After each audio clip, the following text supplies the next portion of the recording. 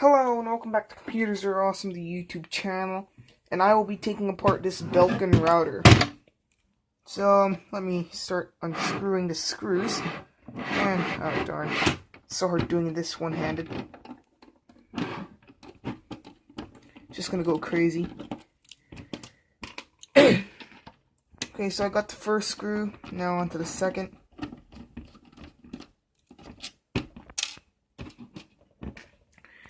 Now, this is one of the reasons why I may need a tricorder one day. And I may have said I want a tricorder. Yeah, I can't literally get this with one hand, because one hand's with the camera, so I literally just have to screw it out when it gets the correct grip. Now that screw is quite tight, or was in quite tightly. That second hard part, getting the router out itself. And boy, it is kind of hard. Just slam the router. That works. But this is an old router anyway, so yeah. And these are the chips on it. And it is a Belkin router. These are the antennas. And it is wireless. These are Ethernet ports. And then one to the modem. Reset button, push button, and power button.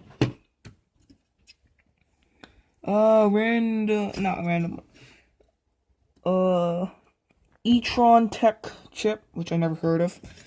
And an AR chip, IC Plus. And an MX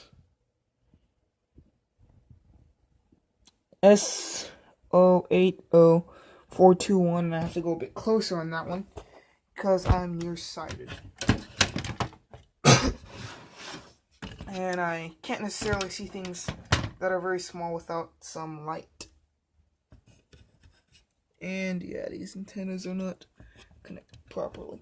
And there are maybe three capacitors. I'm not sure if this is a capacitor or not. But this router is fairly boring.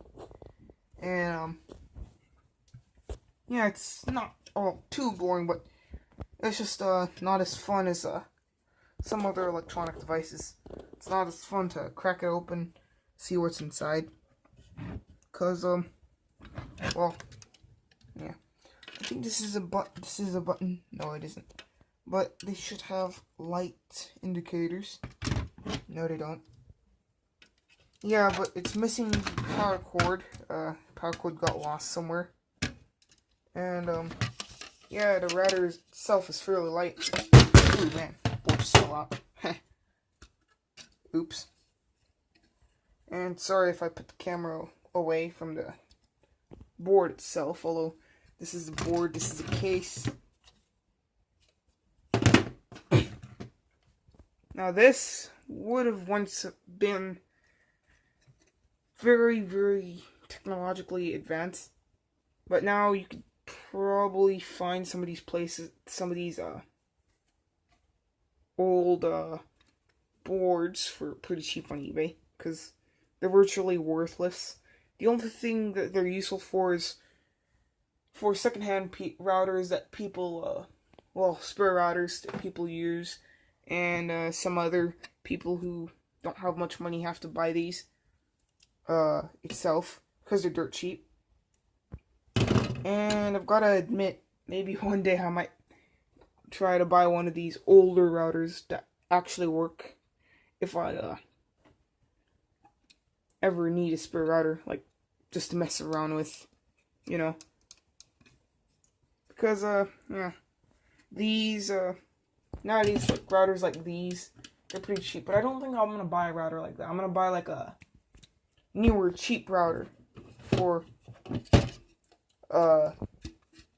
just to see how fast it is. One day, I'm not old enough to do that. Actually, I am, but I want to be old enough to do that. Because, well, yeah, sorry for that babbling and stuff. But this is the board itself. And I don't think I mean it, but, yeah, you can also find these going into scrap metal collection bins because they're virtually worthless other than the gold tracings on some of them. Actually, I don't have much gold. Just looking more for like the silicon and other things. I think that is lead, or I don't know. Oh, I'm pretty sure these are lead solder tracings. Or not solder tracings, I'm not sure. But, yeah, this is a little heat shrink, or not heat shrink, but, what do you call it again? Heat spreader or heat cap, I'm not sure. But I'm guessing the main chips, not the food chip, the electronic chip is inside here. And it is relatively simple, so it was either a high-end router or a really low-end router. I'm not really sure. I guess that routers are pretty simple, and they still are. That's what makes them fairly cheap. And, yeah. This one is a good router. It's way past its lifespan, though. I think I can put it back in. Although, yeah, smooth board. Or just the board itself. Got an antenna. You can probably put these antennas onto like something like a cell phone board, and it depends.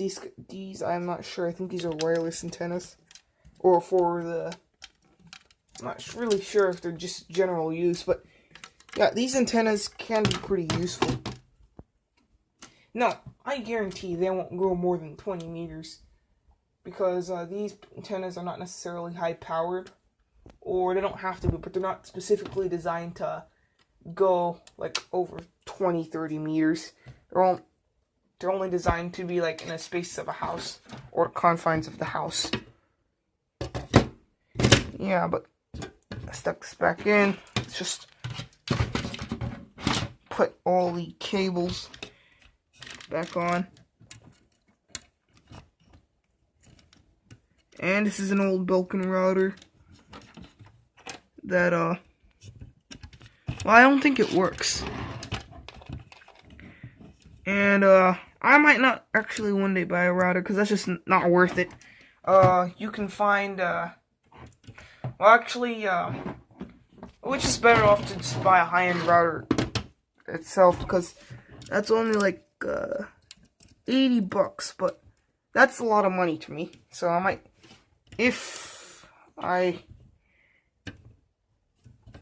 am on a budget, I would buy a mid-end router, because I mean, I do use a lot of internet, but if I do have a budget, I might as well save money and make more money so that my future can have I can have better routers, computers, whatnot. And I may be babbling about this stuff, but yeah, I shouldn't have even started talking about that money stuff anyway. Yeah, but I'm just gonna put this router back together later. Although, please like this video and subscribe, and bye. Oh, here's a picture of the router. Not a picture, but itself partially put back in together. Oh, it's a talking router now. Okay, bye.